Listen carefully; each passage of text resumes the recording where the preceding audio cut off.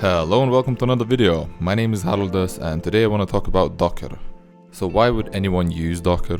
Well, it solves the famous "it works on my machine" problem. Let's imagine a scenario. You developed your app, it works great locally, but as soon as you deploy it, you get a bunch of messages from unhappy users saying it doesn't work. So Docker allows you to package up your application along with all of its dependencies into a container. Naturally, you may ask, what is a container? So a Docker container is a software package that contains everything needed to run the application. Some people confuse containers with virtual machines. They are both similar but different, and here's how. So virtual machines run on something called hypervisor, and they virtualize hardware, meaning that there are boot up times.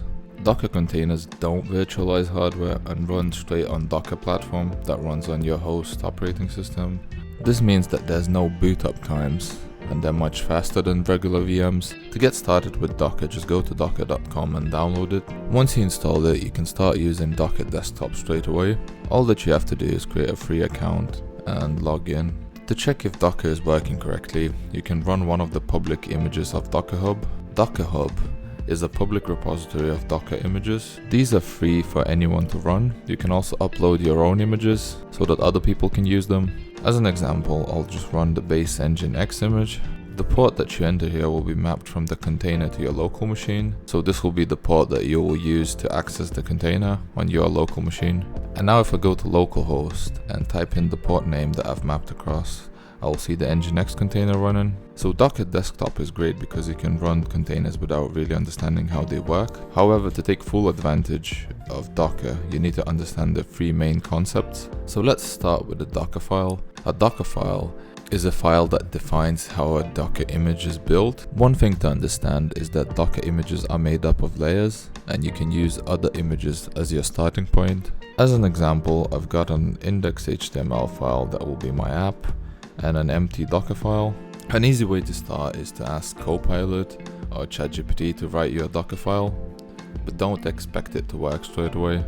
Once you have your Docker file ready, you can build it into an image by using the docker build command, specifying the tag and giving the directory of where the Docker file is.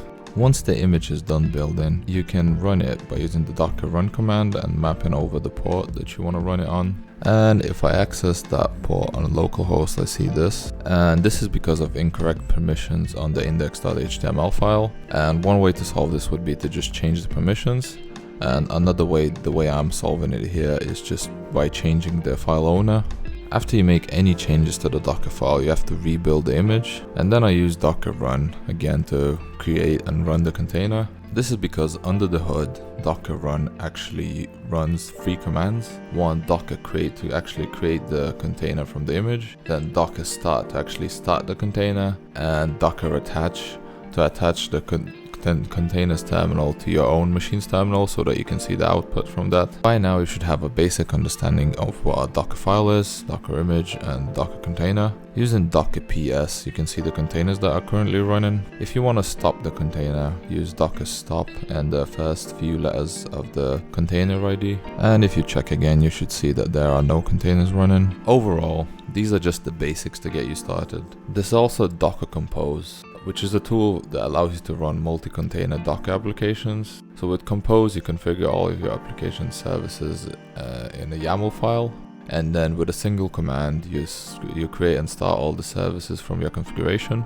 There's also something called Kubernetes, which is an open source software that automates the deployment, scaling, and management of containerized applications. You can define how many of the containers you want, how do you want them to scale, what happens when they fail. Overall, Docker is an essential tool in today's world, and even if you're not a developer, it's still useful to know it. Like and subscribe if you liked the video. Thanks for watching, and see you again in the next one.